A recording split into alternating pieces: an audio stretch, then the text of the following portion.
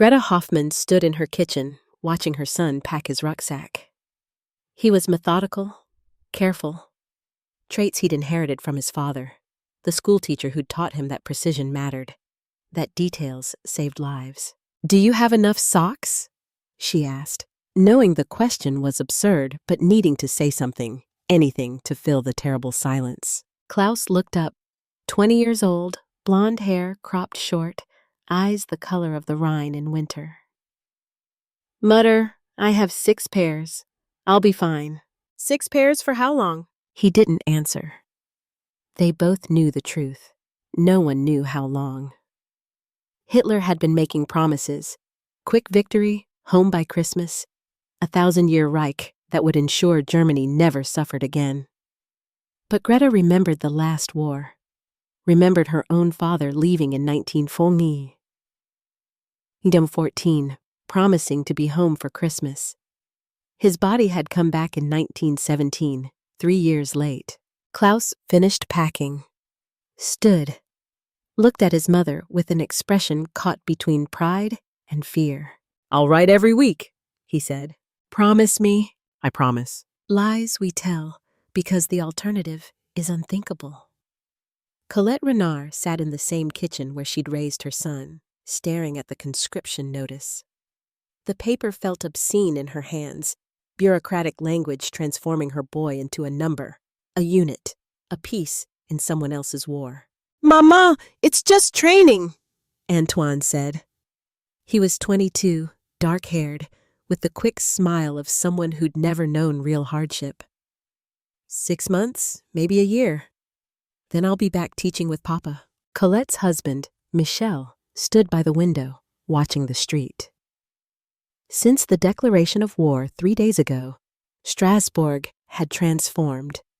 Soldiers everywhere, trucks, anxiety thick enough to taste. "The Germans are mobilizing," Michel said quietly. "This won't be like the last time. We're prepared now." But Colette remembered the last time too. Remembered this same kitchen in 1914, her own mother standing where she stood now, watching her brothers leave. Only one had returned, and he died of Spanish flu before 1918 ended.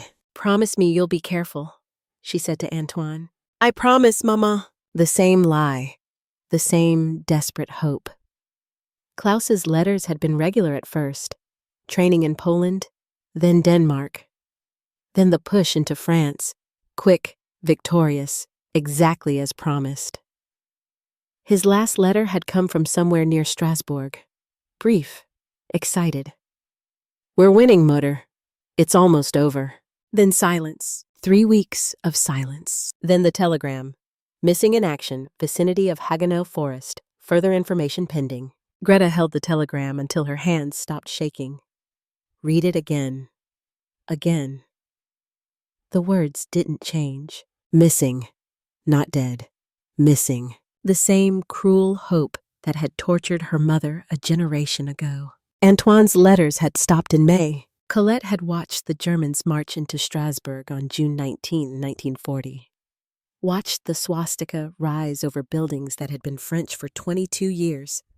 Watched occupations settle over her city like frost. The official notice came in July. Killed in action. Defense of Haguenau Forest. Body not recovered. Killed, not missing. Killed. But without a body, how could she believe it? How could she mourn what she couldn't see, couldn't touch, couldn't bury? She wrote to the military, to the provisional government in Vichy, to anyone who might know something. Form letters returned. Apologies. Chaos. Incomplete records. Patience. Patience. As if mothers knew how to be patient when their sons disappeared into war. Greta lived through the war in a fog of not knowing. Klaus's status never changed. Missing. The Wehrmacht sent periodic updates, still searching, records incomplete. Hope remains. Hope. That poisonous word that kept her tethered to a son who might be dead in a ditch somewhere. Might be a prisoner rotting in some camp. Might be alive and unable to contact her. She volunteered at hospitals, checked every wounded soldier's face, wrote letters to POW camps in Russia, in Britain, in America, scanned repatriation lists. Nothing. Her husband died in 1943, a stroke. But Greta knew the truth. He died of uncertainty, of a heart that couldn't bear the weight of not knowing. She continued alone. Colette lived through occupation in a different kind of fog. The Germans had taken Strasbourg, made it German again. Strasbourg, they called it. Changed street names. Forced German language in schools.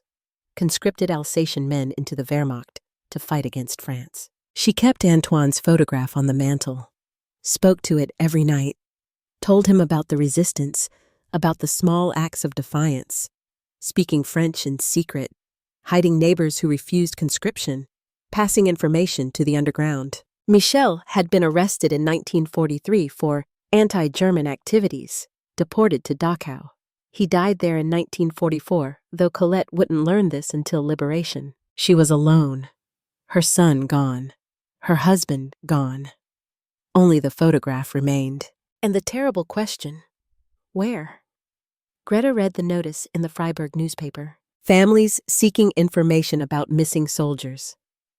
The French Red Cross is coordinating grave registrations in Alsace. Cemetery maps available at... Her hands trembled as she cut out the notice. Alsace, where Klaus had last written from, where he'd disappeared. She was 62 years old. The war had taken everything. Her husband, her home, bombed in 1944, her country, occupied, divided, defeated. But she still had this, the need to know. She wrote to the Red Cross, received a reply 3 weeks later. Frau Hoffmann, preliminary records show a grave marker bearing the name K. Hoffmann in the Haguenau Forest Military Cemetery. We cannot confirm identity without further investigation. If you wish to visit, if she wished. She packed a bag that night. Colette saw the same notice in the Strasbourg paper, now French again. The German street signs torn down, the swastikas burned. Families of the fallen. Grave registration in Haguenau Forest underway. Information available. Haguenau Forest, where Antoine had died. She tried to visit during the war, but the Germans had forbidden it. Military zone. Access restricted. After liberation, the forest had been a minefield, literally. Too dangerous. Now, finally, they were clearing it. Mapping graves, giving the dead names again. She wrote to the Red Cross, received coordinates, a section number, a row. Madame Renard, we have located a grave marked A. Renard, French Army, June 1940. We cannot guarantee condition, but the site is accessible. She left Strasbourg on a cold November morning. Greta's journey from Freiburg to Haguenau was only 70 kilometers, but it might as well have been 700. The border was chaos. French and German officials arguing about documents, about permissions, about who had authority. The war had ended 6 months ago, but the hatred was fresh, raw, unhealed. Papers, the French border guard said in German, his accent thick with contempt. Greta handed over her travel permit. The guard examined it with exaggerated slowness. Purpose of visit? To find my son's grave. The guard looked up. His expression shifted, not to sympathy exactly, but to a kind of weary recognition. He'd heard this story before, would hear it again. Wehrmacht? Yes. He stamped her papers harder than necessary.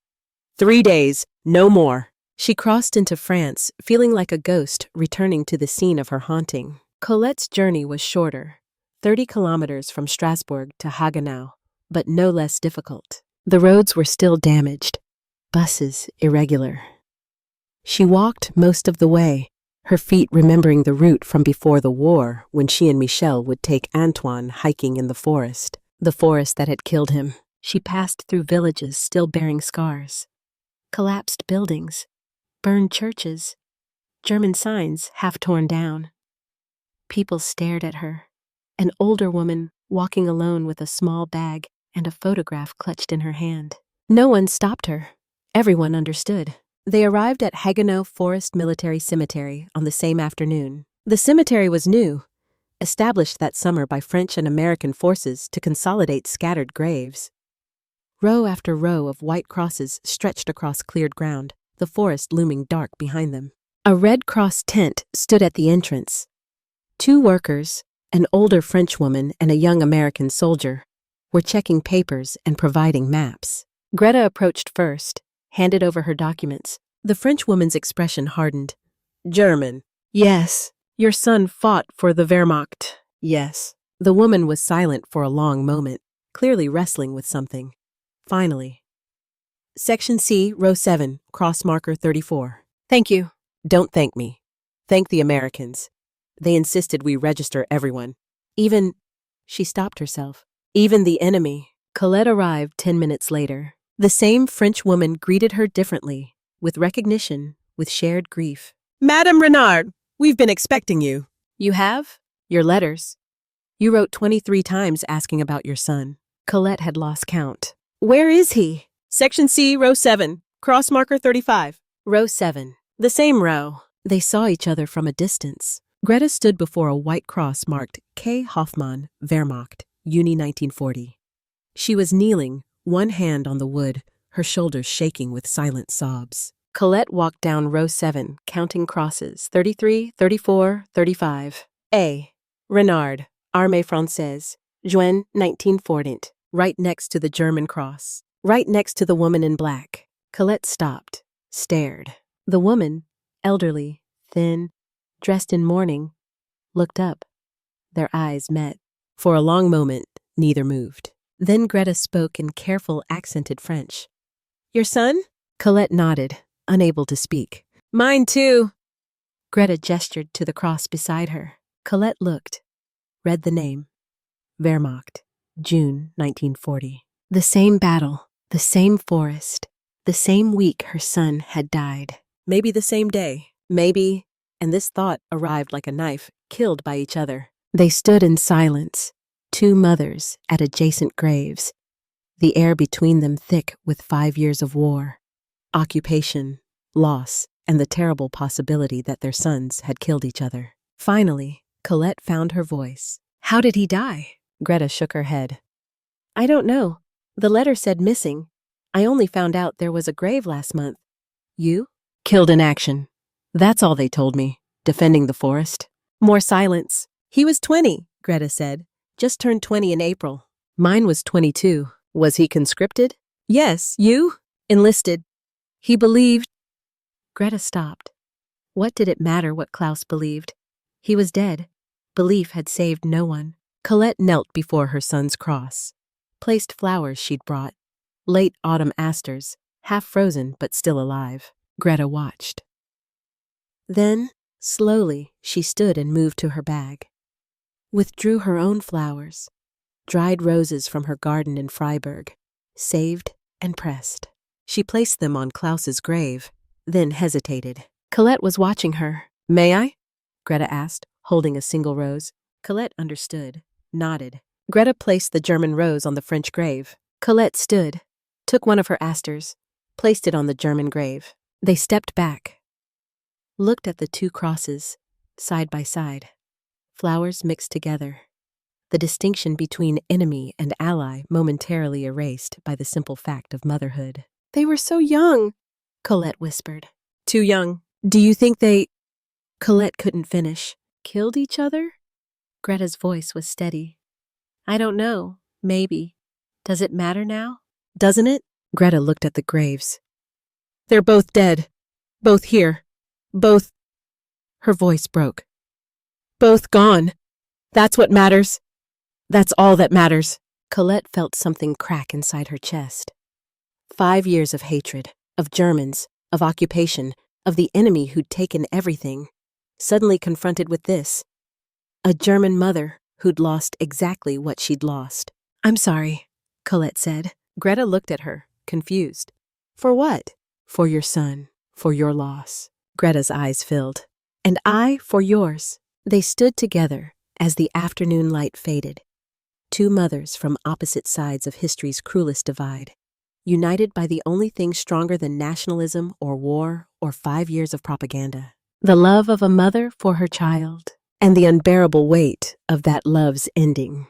Neither woman left the cemetery that evening. The Red Cross workers had gone home. The November cold settled over the forest like a shroud. But Greta and Colette remained, unwilling or unable to leave their sons alone in the dark. They sat on the ground between the two graves, backs against the crosses, wrapped in thin blankets. "Tell me about him," Colette said into the darkness. "What? Your son, Klaus? Tell me who he was." Greta was quiet for a long moment. Then, "He wanted to be a teacher, like his father. He loved mathematics, could solve equations in his head that I needed paper for. He collected stamps, had a book full of them from all over the world." She paused. "He hated the war, but he went anyway because he thought it was his duty." Colette listened, heard echoes of her own son. "Antoine wanted to teach too," she said. "Literature. He'd quote Rimbaud and Hugo at the dinner table until his father begged him to stop." She smiled at the memory, then felt the smile die. "He didn't want to fight, but when the conscription came, he said someone had to defend France." "They were the same," Greta whispered. "Yes." More silence. Comfortable now. Shared. "Do you know what happened?" Colette asked. "In the battle. What they told you?" Greta shook her head. "Nothing. Just missing in action, Haguenau Forest. I found a soldier later, someone from Klaus's unit. He said there was an ambush, June 14th, French positions hidden in the trees. Half his company died in the first hour. He didn't remember Klaus specifically, just chaos. Screaming, trees exploding, then retreat. June 14th. Colette felt ice form in her chest. "That was the day," she whispered. "What?" "June 14th. That was the day Antoine died. His commanding officer wrote to me, years later, after liberation. He said they'd held a position in the forest. Germans had attacked at dawn. They fought for hours. Antoine was hit covering a retreat. The implications settled between them like stones. Same day, same battle, same forest. Maybe the same moment." "Oh, God," Greta breathed. "Maybe Klaus." Colette couldn't finish. "Maybe Antoine." Neither could Greta. They sat in the dark. Two mothers confronting the possibility that their sons had killed each other. That Klaus's bullet had torn through Antoine's chest, or Antoine's had shattered Klaus's skull. That the boys who'd both wanted to teach, who'd both loved their mothers, who'd both been 20 years old and terrified, had ended each other in a forest neither had chosen to fight in. "I don't want to know," Colette said finally. "Neither do I. Does it change anything? If we knew for certain?" Greta thought. "No, it changes nothing. They're still dead. We're still here. The knowing wouldn't bring them back. But the not knowing..." "The not knowing is mercy. Sometimes mercy is all we get." They spent the night at the cemetery, taking turns keeping watch. Though for what, neither could say. Keeping vigil, perhaps. Refusing to let their sons be alone. At dawn, Colette produced bread and cheese from her bag. They ate in silence, watching the sun rise over the forest that had taken everything. "What will you do now?" Greta asked. "Go home. Try to live. You?" "The same. Will you come back? To visit?" Greta looked at Klaus's grave. "If they let me. The French don't like Germans visiting." "I'll write to them," Colette said impulsively. "I'll tell them you have a right, that your son is buried here too." "You do that?" "Your son died too. You deserve to mourn him." Greta's eyes filled. "Thank you." They sat together a while longer. Then Colette stood, brushed dirt from her coat. "I should go. I have a long walk back." Greta stood too. They faced each other. Two women who a week ago would have been enemies by circumstance. Now something else entirely. "Will I see you again?" Greta asked. Colette hesitated. Then, "Next year. Same day. November 15th. I'll come back." "So will I." They embraced. Awkwardly at first, then tighter. Two mothers holding each other up because no one else could understand this specific weight, this specific loss. When they parted, both were crying. "For Klaus," Colette said, placing her hand on the German cross. "For Antoine," Greta replied, touching the French cross. Then they walked away in opposite directions, leaving their sons side by side in the forest where war had tried and failed to make them enemies. Greta arrived first. The cemetery had changed. More organized now. Permanent markers replacing some wooden crosses. Paths cleared and maintained. The French had decided to keep it, a memorial to the fallen of 1940, both sides. She found row 7. Klaus's cross was still there, weathered but standing. Someone had placed flowers recently, fresh ones. She knelt, placed her own, dried roses again, the only thing that survived German winters. "I'm back, mein Sohn," she whispered, like I promised. Footsteps behind her. She turned. Colette stood there, older somehow, thinner, but alive. She carried a small bouquet of chrysanthemums. "You came," Colette said. "I promised."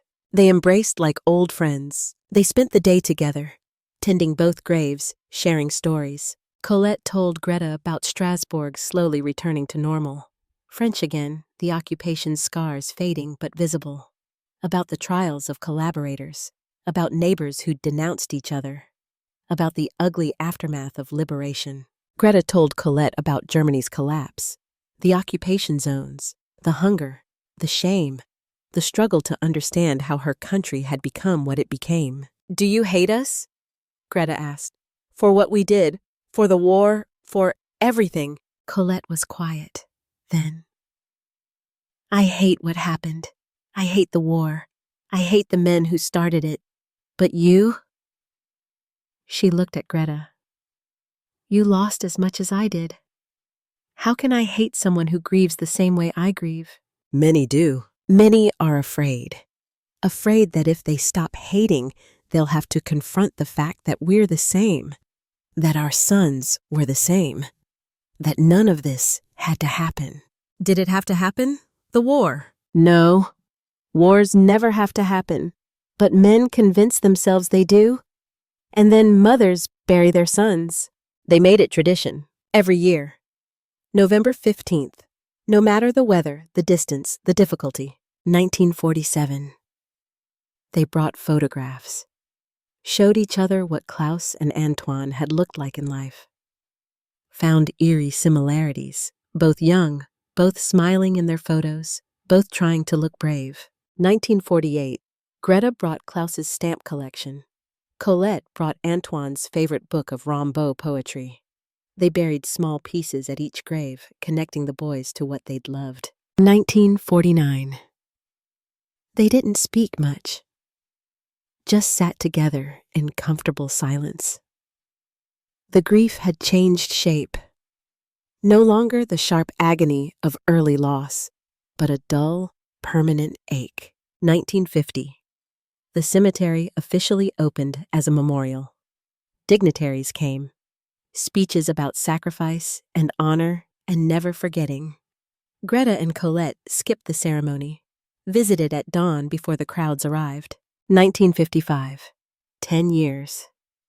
They were both elderly now, moving slowly, joints protesting. But they came. Always came. 1960. 20 years. Greta brought her granddaughter, Klaus's niece, born after the war, named Clara, in his memory. Colette had no grandchildren. Antoine's line had ended with him. "Tell her about your uncle," Colette said to young Clara. The girl, 10 years old, looked at the grave. "Grossmutter says he was kind, that he hated fighting."